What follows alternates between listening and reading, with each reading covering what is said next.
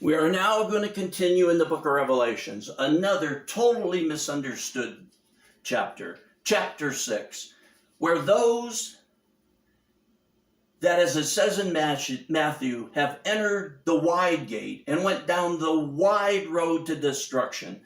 Almost all teachers and prophecy teachers and pastors teach from the wide gate and the wide way to destruction. Saints, we went through the narrow gate, which was Christ himself, and we've stayed on the narrow way, which is Christ himself. And as you saw in chapter 4 and 5, that the Father, another wonderful revelation, had this book on his throne, and that book was sealed up, and that the sun rose. The Lamb of God rose up into heaven, that freshly slain lamb. In the time between, he told Mary, don't touch me. And he told his disciples to put their hands in his side to feel him, to touch him. That, in the last chapter, chapter 5, was a beautiful revelation of that time that the Lord had showed John. And we go on now to chapter 6, another totally misunderstood chapter. Because now they'll certainly say, John, this is certainly the tribulation. No, it's not. It touches upon the tribulation. It covers the tribulation, but it has nothing to do directly with the tribulation. Once again, they've been wrong. You might ask me, how do you know these things? I'm a nobody. If there's anything God showed me, that he has done this because I am very foolish. And he done this to confound the wise. One day I was just asking God, I'd like to understand the book of Revelations. It seems nobody does. It's so confusing. And his spirit fell upon me. And when I read the beginning of the first book, the revelation of Jesus Christ, I went in that door and this book opened to me in a way I could never know. I am not smarter. I am not better. I am not more righteous. I just had a revelation of Jesus Christ, as Paul would say. And in chapter 6, verse 1, and I saw when the Lamb broke one of the 7 seals, and I heard one of the 4 living creatures saying as with a loud voice of thunder, come, John, come here. The Lamb breaks one of the seals. Remember, the scroll is sealed up because of the debt against the names that are within it. And the sun rose up, having paid the price of that debt. He is now breaking these seals. These seals cover the entire church age, from the day of his resurrection until the very end of the tribulation. These seals cover everybody chosen, predestined by the Father. These seals cover that entire time of the church age. And these 4 living creatures announce the first 4 seals. We'll go over in this message the first 4 seals. And the living creatures, as I told you, they stand between God and man. They stand between heaven and earth. And they are calling John to these messages. And they come for the first 4 because it's in between heaven and earth, God and man. They stand in that place and they bring John to that place to show him these things that will be the purpose of God in these seals, in this book, in this Lamb, and his work. And they said, come. And I looked, and behold, a white horse. And he who sat on it had a bow, and a crown was given to him. And he went out conquering and to conquer. Everybody's telling you that this is Jesus. You will never find in the Bible a reference, a vision, a symbol of the Son of the living God, of God himself, in this sense, and he who sat on it. This is not the Lord. And the horse is not what they think. I asked God to show me further about the horse, because all I had is what he showed me there in Revelations. And recently he took me and opened up Zechariah 1:8 through 11. And Zechariah is having this vision. And I saw at night, and behold, a man was riding on a red horse. And he was standing among the myrtle trees which were in the ravine, with red, sorrel, and white horses behind him. Then I said, My Lord, what are these? And the angel who was speaking with me said to me, I will show you what these are. And the man who was standing among the myrtle trees with the horses answered and said, These are those whom the Lord has sent to patrol the earth. And that's what we have in the first seal. Throughout the church age, these seals are going to show the conditions of the earth and the things that God is allowing as the church age goes on. The church expected the Lord to come and rule and reign with us in power almost immediately, in their lifetime, certainly. And what he's showing here, what he's telling John, there's going to be thousands of years before that happens. Let them know this white horse is God's authority. Paul said that all authority, all rule is set up by God. We're to obey the governments. We're to do what they tell us because he has set up those governments. At times they're tyrannical. At times they're evil. At times they cause trouble. But in the end, they're fulfilling God's purpose. Man ain't running across the earth, destroying it out of free will. God has control of things.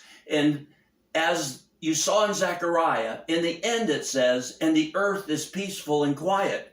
In the end, we are better off with this rule and reign under God's authority, because you take God's authority away with these human beings, and the earth will turn into chaos. Everybody, imagine a riot in an inner city for something that's just drove everybody mad. The whole earth will be like that without these men with God's authority ruling and reigning upon the earth. And a crown was given to him, and he went out conquering to conquer. God sets these kings up. God sets that power up. God sets that authority up, and they do go out and conquering and to conquer. It's for God's purpose as he is getting his will done. The earth prepared for what he's doing. So the church expected him to come back right away. But he is saying, and to rule and reign, but he is saying, no, man will rule and reign for a considerable amount of time. And when he broke the second seal, I heard the second living creature say, the second seal, the second creature. And another, a red horse went out, and to him who sat on it, man, it was granted to take peace from the earth, and that men should slay one another, and a great sword was given to him. As God allows these men to rule and reign and to keep his purpose upon earth, men do fight with men. But it's for God's outcome in the end. God's not losing here. God has who he wants in power, where he wants them in power. It's for his purpose. And that throughout the church age, the Christians thought that the Lord would come and bring peace to the earth, and that we'd all be peaceful and living in his kingdom. And he's telling them that I have men in authority, and they will go out conquering to conquer, and they will take peace from the earth, and that they'll slay one another, and a great sword is given to them to wage war. And in verse 5, and when he broke the third seal, I heard the third living creature saying, Come. And I looked, and behold, a black horse, and he who sat on it had a pair of scales. And I heard, as it were, a voice from the center of the four living creatures. This comes between God and man, between heaven and earth. This voice coming from the center saying, four living creatures saying, a quart of wheat for a denarius and 3 quarts of barley for a denarius. This is a very high price to pay for those things. This shows famines, shortages, severe shortages. The church wanted and expected immediately to him to come back, and we'd live in a land of milk and honey, that we'd eat of the tree of life, that we'd never want, we'd never go hungry. He's saying to the saints, thousands of years are going to take place where there's going to be famines, there's going to be shortages, like you see now. Sometimes they're worse, sometimes they're better. But as all these things are said there, what else did he say in Mark 13, 7 and 8? In the seals we've already seen broken. And when you hear of wars and rumors of wars, and we do, and we are now, and we have through the history of the church, do not be frightened. Those things must take place. They're destined by God. But that is not yet the end.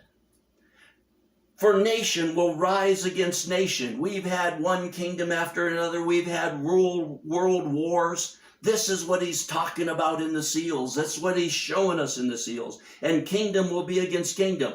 There will be earthquakes in various places. There will also be famines, which we just read about. These things are merely the beginning of birth pains. This goes clear back to the beginning of the church age. It has nothing to do with the tribulation. We have lived this, and the saints have wondered, where is he, for generation after generation? And he's saying, that is not the end. These things is what God has allowed by God's authority. So don't think it's come yet. Don't think these things are unusual. And he says at the end of verse 6, and do not harm the oil and the wine. Do not harm the oil and the wine. Oil and wine back in those days were symbols of luxury. The rich had them. They had them in abundance. The wine for the partying and the gayness. As the world is going on in these shortages and wars, even in wars, the rich people are always partying and drinking and having fun. The rich always have their riches. The same it is now. That's what he's saying there. And when he broke the fourth seal, I heard the fourth living, and when he broke the fourth seal, I heard the voice of the fourth living creature saying, come, the last of the living creatures. And I looked, and behold, and an ashen horse, and he who sat on it had the name Death, and Hades was following him. Death and the grave. And authority was given to them over a fourth of the earth to kill with the sword, and with famine, and with pestilence, and by the wild beast of the earth. Throughout the church age, we were told he's coming, and we will have eternal life, that we will not die, that he'll put an end to death in the grave. And that's what the saints were waiting for, desperately, even the apostles, thousands of years ago. And now he's telling John, you're all passing on. We have to let them know that the earth is going to go on as it has. And they will, the saints still will die, and they will be buried. And authority was given to them over a fourth of the earth. God doesn't let death and destruction and pestilence and shortages and wars envelop the entire earth. It would be chaos. Man would be gone. But he keeps it restricted to about a fourth of the earth at a time, or less, or a little more. But over a fourth of the earth, they had authority to bring death and the grave, and to kill with the sword, and with famine, and pestilence, and by the wild beast of the earth. We got very few wild beasts left on the earth anymore, but in the early church age, people were commonly killed by animals. As settlers spread out across the earth, hundreds and hundreds, if not 1,000 years ago, wild animals was a big problem. And Christians would say, you said, Lord, you said, the lion would sleep with the lamb. They're not doing that. And not only that, they're killing us. He's saying that even that would go on throughout the entire church age. Don't be deceived. Don't be let down.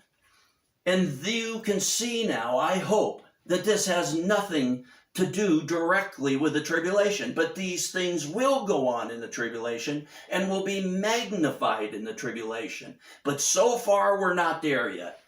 The second half of this chapter, chapter 6, we will cover in the next message.